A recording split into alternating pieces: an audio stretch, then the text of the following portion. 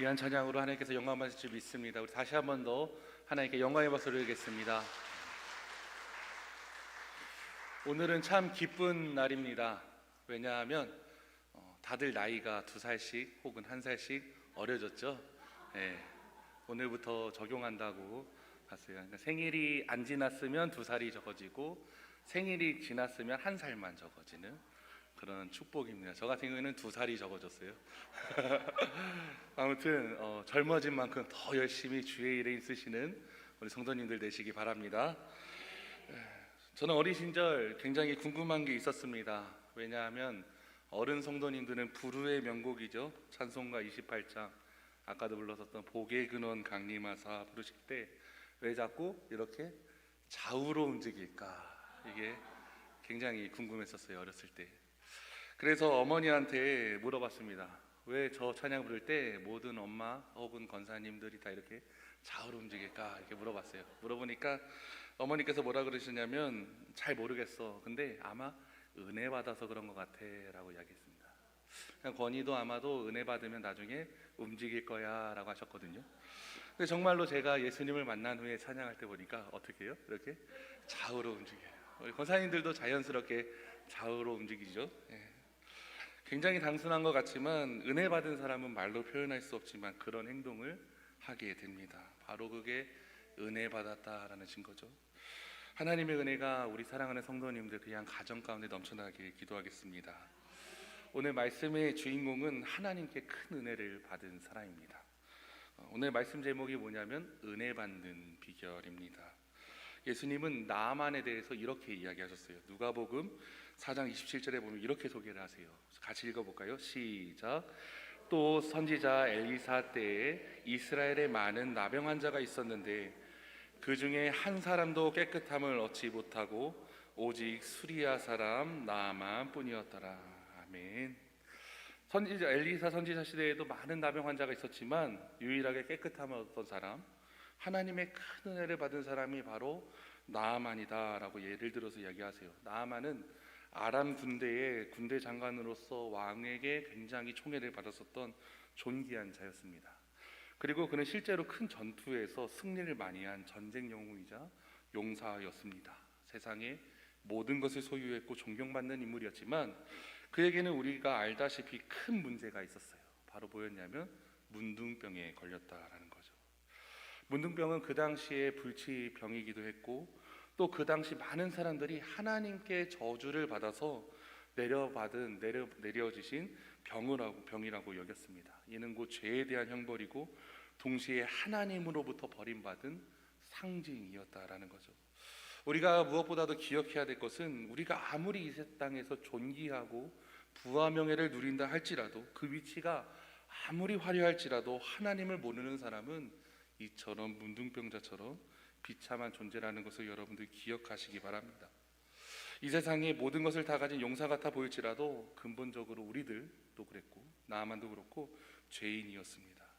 그렇기에 우리의 구세주가 되시는 예수님 앞에 나아가 죄사함을 받기 전까지는 불행한 존재일 뿐이라는 거죠.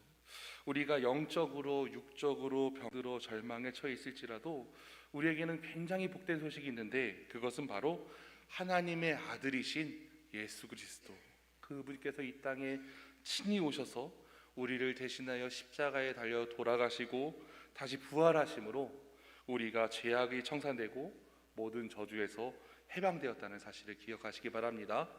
또한 그가 찔림으로 인해 우리가 나음을 얻었습니다. 우리는 이것을 십자가의 은혜라고 합니다. 사람들에게는 다 저마다의 문제가 있습니다. 인생을 살아가다 보면 말 못할 문제와 어려움이 닥칠 때가 있는데 그때마다 우리는 이것을 이겨내기 위해서 무엇을 해야 되느냐? 은혜를 받아야 합니다. 특별히 오늘 말씀의 주인공인 은혜 받은 나아만의 모습을 보면서 우리는 어떻게 해야 은혜를 받는지, 그 은혜 받는 비결이 무엇인지 생각해보는 귀한 시간 되길 소망합니다. 첫 번째로 말씀을 들음으로 은혜를 받습니다. 저를 따라 해볼까요? 말씀을 들읍시다. 우리 옆에 있는 성도님께 인사하겠습니다. 말씀 좀 들으세요. 말씀 좀 들으세요. 말씀을 들어야 돼요. 나아만은 절망적인 상황에서 기쁜 소식을 들었습니다. 포로로 잡아왔었던 히브리 출신의 어린 하녀로부터 뭉둥병을 고칠 수 있다라는 그 선지자가 이스라엘에 있다라는 말을 듣게 됩니다. 열왕기하 5장 3절 말씀에 보면요, 이렇게 되어 있어요. 그의 여주인에게 이르되 우리 주인이 사마리아에 계신 선지자 앞에 계셨으면 좋겠나이다. 그가 그 나병을 고치리이다 하는지라. 아멘. 절망 속에 있었던 나아만에게는 이 소식은 너무나도 기쁜 소식이었습니다. 나의 문제를 해결해 줄 수 있는 사람이 있다라는 그 이야기는 그에게 있어서 굉장히 한 줄기 희망과도 같았었습니다. 성경에서 문제가 해결받은 사람들은 대부분 하나님의 말씀을 들었을 때 문제가 해결되었다는 경우가 굉장히 많이 있습니다. 오늘 말씀의 주인공인 나아만도 그랬고요. 마가복음 1장에 나오는 나병 환자 역시 하나님의 말씀을 들었을 때 예수님 앞에 나아가야 되겠다라는 결심을 하게 되었습니다. 또한 12년 동안 모든 것을 탕진했었던 혈루병 앓았었던 여인도 예수님께 나아가면 예수님에 대한 소문을 들었기 때문에 내가 나아간다면 분명히 나을 거라는 확신 가운데 옷자락을 붙잡았고 그로 인해 그녀는 병에서 낫는 귀한 은혜를 경험하게 됩니다. 사랑하는 성도 여러분, 우리는 말씀을 들어야 합니다. 하나님의 말씀을 날마다 사모하시는 저와 여러분 되길 소망합니다. 이 시간뿐만 아니라 모든 말씀이 선포되는 시간에 힘써서 참여하시기 바랍니다. 그냥 사람의 말이 아닌 하나님 나를 향한 레마의 말씀으로 받는 은혜가 저와 여러분들에게 넘쳐나길 소망합니다. 그렇기 때문에 더욱더 말씀의 자리를 사모해야 되죠. 수요 예배, 주일 저녁, 주일 예배, 그리고 속회 등 모든 예배 가운데 열심히 나아가셔서 말씀을 들으시는 저와 여러분들에게 소망합니다. 새벽 강단에 사모하시기 바랍니다. 우리 옆에 있는 성도에게 인사할까요? 새벽 예배 좀 나오세요. 새벽 예배 좀 나오세요. 항상 저는 이렇게 예배를 강조하거든요. 왜냐하면 사실은 이 강단에서 성도님께 드릴 말씀이 이거밖에 없어요. 기도하세요, 예배 나오세요, 말씀 들으세요. 사실은 우리들이 유일하게 더욱더 붙들어야 되는 것, 하나님의 은혜를 받는 비결은 사실은 말씀을 사모하며 나와서 들을 때, 또한 뜨겁게 기도할 때 하나님께서 은혜 주신다는 것을 기억하시는 우리 성도님들 되시기 바랍니다. 또한 나아만의 병이 고쳐지는 과정에서 제일 먼저 우리가 기억해야 될 한 사람이 있습니다. 바로 포로로 잡혀간 소녀입니다. 그녀는 비록 포로였고 천대받았었던 종이었지만 나아만에게는 너무나도 소중한 복음, 기쁜 소식을 전하는 아주 귀한 천사 같은 사람이었습니다. 성도 여러분, 한번 생각해 보시기 바랍니다. 그녀는 자기를 잡아온 원수에게도 복음을 전한 사람이에요. 여러분들은 원수에게도 복음을 전하실 수 있으십니까? 제가 군대에 있었을 때의 일입니다. 제가 군대는 엄청나게 힘든 곳이죠. 지금 김용빈 우리 청년도 이제 입대를 했는데 군대에 있는 사람들이 주변에 있다면 꼭 기도해 주시기 바랍니다. 새로운 곳에 와서 2년 동안 살아가는데 굉장히 어려움이 많습니다. 아침 드라마를 보면 고부간의 갈등이 나타나죠. 대부분 시어머니와 며느리의 그런 스토리들이, 어려움을 겪는 스토리들이 주된 스토리인데 한 명의 시어머니 때문에 굉장히 큰 어려움을 겪잖아요. 그런데 군생활은, 제가 군생활할 때는 한 생활관에 시어머니, 시누이가 나를 너무 미워하는데 전부 다 12명 정도 모시고 사는 것 같았습니다. 그러니까 24시간 12명이 저를 미워해요. 그러니까 굉장히 힘들 수밖에 없죠. 근데 그때마다 틈틈이 저는 성경을 읽었었습니다. 성경을 읽는 게 굉장히 큰 힘이 됐었어요. 기드온 성경이라고 이 조그마한 이렇게 포켓 조그마한 신약 성경하고 시편, 잠언 말씀이 들어있는 기드온 성경이 있습니다. 손바닥만한 성경책을 꼭 건빵 주머니에다 넣고 말씀을 읽었었습니다. 그래서 틈날 때마다 성경을 읽었는데 그것을 어떠한 선임이 너무나도 못마땅하게 여겼습니다. 물론 당연히 들어온 지 얼마 안 된 이등병이니까 더 고생해야 되는데 틈만 나면 성경책을 붙들어서 읽는 것을 보고선 너무나도 화가 났었나 봐요. 그래가지고 하루는 저를 불러서 제 뺨을 때리는 거예요. 성경 읽지 말라고, 다른 사람들 선임들 앞에서 성경 읽지 말라고 뺨을 때렸어요. 그래서 제가 그 선임의 눈치를 보면서 성경 읽기를 그쳤을까요? 아니요, 계속 읽었죠. 근데 일부러 그 선임 눈앞에서 일부러 읽진 않고 눈치껏 하면서 읽었습니다. 군생활 열심히 하면서 더 열심히 했어요. 그래서 모범적인 병사가 나름 되어갔습니다. 그리고 한 1년 거의 1병쯤 되었을 때 그 선임하고 근무를 나가게 되었어요. 단약부에서 새벽에 근무를 쓰는데 그 선임이 이야기를 하는 거예요. 내가 너를 때렸었던 거 미안하다라고 얘기를 하는 거예요. 왜 그러냐면 자기가 어렸을 때 교회에 갔었는데 교회에서 있었던 상처가 있었나 봐요. 그것까지 다 얘기를 안 하던데 상처가 있었고, 또 하나는 어머니가 계시는데 어머니가 너무 가정을 안 돌보시고 교회 일만 하니까 그게 또 상처가 됐었나 봐요. 그러니까 그것 때문에 교회를 안 가는 거예요. 우리 사랑하는 성도님도 혹시 교회 사역도 중요하지만 가정도 돌봐야 합니다. 제가 아버지를 학교를 하면서 가정을 더 많이 사랑하고 더 아내도 사랑하고 아이들을 사랑해야 되는 마음이 계속 많이 더 커지고 있는데 특별히 가정을 더 잘 돌보시기 바랍니다. 근데 그런 고통이 있었던 것 같아요. 그러니까 그런 상처가 있으니까 교회 열심인 후임이 못마땅하니까 제가 등치도 큰데 제 뺨을 때릴 정도니까 그 정도로 화가 있었던 것 같아요. 그래서 미안하다라고 사과를 하는 거예요. 그리고 그러면서 불구하고도 열심히 교회도 다니고 열심히 성경을 읽는 너의 모습을 보니까 하나님이 좀 궁금해지기 시작했나 봐요. 그래서 근무를 나올 때마다 나에게 성경 이야기를 해줄 수 있겠니? 라고 물어보더라고요. 그래서 저는 당연히 하나님의 일하심이라고 생각하고, 또 근무 나가면 졸리기만 하거든요, 사실. 그래서 근무 나가서 항상 성경 이야기를 시작했습니다. 참 감사한 게 창세기부터 시작을 했어요. 창세기부터 큰 사건 위주로 쭉쭉쭉쭉 이야기를 하는데 나름 설교 비슷하게 이야기를 했었던 것 같아요. 아담과 하와부터 시작해서 모세 이야기 쭉쭉쭉 이야기를 지나가다 보니까 근무 쓰는 게 굉장히 짧아지고 굉장히 은혜스러운 시간이 되었습니다. 신기한 것은 분명히 하나님께서 일하신다라는 걸 느낄 수 있었던 게, 제가 스토리를 이야기하면 성경 이야기가 파노라마처럼 다 이야기가 나오는 거예요. 그러니까 끊기지 않고 며칠 동안 근무 나갈 때마다 이렇게 기약 이야기를 했습니다. 그래서 하루는 제가 근무 나갔을 때 제가 저번에 어디까지 이야기했습니까? 라고 하면 삼손 이야기 할 때야 이렇게 얘기할 정도로 애독자가 되었어요. 여러분, 정말로 믿음은 들음에서 나고 들음은 그리스도의 말씀으로 말미암아 납니다. 저를 핍박했었던 그 선임이 저와 함께 교회에 가기 시작했습니다. 감사하게도 교회에서 배려해 주셔서 세례도 받게 되었습니다. 정말로 하나님의 자녀가 되었죠. 전역한 후에는 대구에 있는 대학교를 다녔었는데 IVF 기독교 동아리를 들어갔다라고 저한테 전화도 했어요. 그래서 저는 개인적으로 IVF 동아리를 안 좋아합니다. 농담이에요, 농담. 권사님들이 안 웃으시네요. 네. 아무튼 그 선임하고 굉장히 자주 연락을 하는 그런 좋은 영적인 동역자가 되었습니다. 이처럼 하나님은 말씀을 통해 일하세요. 우리들이 말씀을 사모해서 들을 때, 또 말씀을 열심을 해서 전할 때 하나님은 은혜를 베풀어 주십니다. 나아만이 말씀을 듣고 그 소문을 듣고선 이스라엘에 가겠다라고 결심했을 때 이전부터 하나님의 은혜는 이미 사실 나아만에게 시작되고 있었습니다. 이러한 축복의 주인공이 저와 여러분들이 되길 소망합니다. 또한 특별히 여정을 통해 일하신 것처럼, 저를 통해 그 선임을 인도하신 것처럼 여러분들을 통해 복음이 열심히 전파되길 기도하겠습니다. 날마다 시간 내셔서 예배에 참여하시고 말씀을 들으시고 특별히 복음 전파에 힘쓰시는 성도님들 되시기 바랍니다.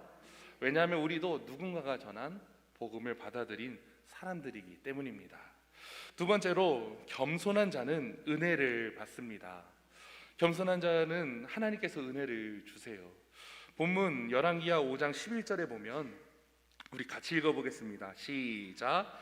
나아만이 노하여 물러가며 이르되 내 생각에는 그가 내게로 나와 서서 그의 하나님 여호와의 이름을 부르고 그의 손을 그 부위 위에 흔들어 나병을 고질까 하였도다. 아멘. 사실 나아만은 이러한 고백을 할 정도로, 제가 노란색으로 했는데 말씀 다시 한번 띄워주세요. 내 생각에는 그가 내게로 나와서, 엘리사가 내게 나와서 하나님 이름을 부르면서 뭔가 종교적 행위를 하면 자기가 나음을 얻을 거다라고 생각할 정도로 굉장히 교만한 사람이었습니다. 또 말씀을 깊이 묵상해서 보면요, 이 나아만이 마차에서 내려오질 않아요. 내려오지 않고 사자를 보내가지고 그 엘리사에게 말을 걸거나 엘리사랑 대화를 하지도 않을 정도로 굉장히 교만한 사람이 바로 나아만이었습니다. 그리고 분노하고 있는, 그리고 교만한 마음을 가진 나아만을 하나님께서는 모든 것을 포기하고 은혜 받을 수 있도록 그의 그 교만한 마음과 모든 것들을 벗게 하십니다. 하나님께서 그에게 요구하신 것은 자기 자존심을 포기하고 인간적인 생각과 방식을 모두 다 내려놓는 것을 요청하셨습니다. 베드로전서 5장 5절에 보면 이렇게 되어 있습니다. 서로 겸손으로 허리를 동이라. 하나님은 교만한 자를 대적하시되 겸손한 자들에게는 은혜를 주시느니라. 아멘. 하나님은 겸손한 자에게 은혜를 주세요. 그래서 성경에서 이야기하는 겸손이란 무엇이냐면 하나님 앞에서 자기의 죄를 깨닫고 자기의 연약함을 발견하고 낮은 대로 처할 줄 아는 마음가짐 혹은 행동을 이야기합니다. 하나님 앞에 나아가는 데 있어서 자신의 지위, 높고 낮음을 막론하고 겸손하게 나아가야 된다는 것을 여러분들 기억하시기 바랍니다. 하나님 앞에서는 큰 용사도 없습니다. 계급도 없고 훈장을 달고도 가는 것이 아니라 빈손으로 두 손을 들고 나아가야 된다라는 거죠. 그래서 14절에 보면 결국 나아만은 그 자기가 내리지 않았었던 그 마차에서 내려가 그 교만함을 버리고 그 요단강에 들어가게 됩니다. 그래서 깨끗하게 씻김을 받게 되죠. 특별히 예수님은 은혜 받는 자의 자세를, 겸손한 자의 모습을 친히 우리에게 보여주셨습니다. 그분은 하나님과 본체시나 동등됨을 취하지 않으셨고 오히려 자기를 낮춰서 종의 형상으로 사람과 같이 되셨고 사람의 모양으로 나타나셨습니다. 자기를 낮추시고 죽기까지 하나님 뜻에 복종하셨던 분, 그리고 십자가에서 죽으심으로 하나님의 뜻을 이루신 겸손한 분이 바로 예수님이십니다. 앤드루 머레이 목사님은 속죄의 비결을 겸손이라고 하였습니다. 예수님은 인간에게 하나님의 은혜를 친히 나타내시려고 자기를 낮추셨다라는 거죠. 그런데 나아만은 교만으로 가득 차 있었어요. 그렇기 때문에 하나님께서는 나아만의 병을 치료하기 위해서 먼저 그의 자존심과 교만한 마음을 버리도록 하셨습니다. 도저히 상식적으로는 이해할 수 없는 순종을 요구하심으로 말입니다. 여러분, 우리도 나아만처럼 하나님의 역사를 제한하며 교만해질 수가 있습니다. 특별히 겸손히 여러분들을 돌아보시는 시간이 되길 소망합니다. 내 마음속에서 주님이 멀어지고 나만 생각하며 살아가는 것은 아닌가, 하나님의 일하심을 신뢰하지 못하고 겸손하게 주님을 따르지 못하는 것은 아닌가 한번 생각해 보시기 바랍니다. 하나님은 겸손한 자를 통해 일하십니다. 그렇다면 여러분에게 한 가지 질문을 하겠습니다. 우리는 어떻게 겸손한 자가 될 수 있을까요? 겸손을 우리의 삶 가운데 어떻게 드러낼 수 있을까요? 그에 대한 정답은 겸손은 다른 사람을 섬기는 것을 통해서 쉽게 드러날 수 있습니다. 섬김을 통해 겸손의 본을 보이신 가장 대표적인 분이 바로 예수님이십니다. 예수님은 전생에는 다른 사람들을 섬기는 삶이었고 섬김을 받기 위해 이 땅에 오신 것이 아니라 섬기러 왔다라고 말씀하셨습니다. 예수님께서는 하나님 나라의 진정한 위대함이 지위에 있는 것이 아니라 서로를 섬기는 데 있다라고 가르쳐 주셨습니다. 또한 주님을 본받아서 다른 사람을 섬기는 자에게 큰 복이 있다라고도 약속해 주셨습니다. 교회에는 얼마나 많은 섬김의 자리가 있는지 모릅니다. 우리의 섬김이 필요한 곳이 얼마나 많은지 모르는데 특별히 열심을 다해 섬기시는 저와 여러분들에게 소망합니다. 수요일마다 전도하는 전도대가 있죠. 또 교사로도 봉사할 수도 있고 주차위원으로도 봉사할 수 있고 성도님들을 안전하게 모셔다 드리는 운행팀, 찬양단, 성가대 등 봉사할 장소가 굉장히 많이 있습니다. 이것을 기억하시면서 더욱더 열심히 다른 이들을 섬기시는 저와 여러분들에게 소망합니다. 저희 교회는 또 중보기도 팀이 있죠. 다른 이를 위해서 기도하는 것, 그것 또한 뭐예요? 섬김의 자리라는 거죠. 특별히 겸손한 자의 자세로 다른 이들을 위해서 섬기며 나아갈 때 하나님께서 우리에게 은혜를 부어 주실 줄 믿습니다. 특별히 더욱더 열심히 섬기시는 우리 성도님들 되시기 바랍니다. 우리 옆에 있는 성도께 인사할까요? 열심히 섬기세요. 영기시 섬기세요. 네. 마지막 세 번째로 순종할 때 은혜를 받습니다. 기억하시기 바랍니다. 우리가 순종할 때 하나님의 은혜가 나타나요. 기적이 일어나요.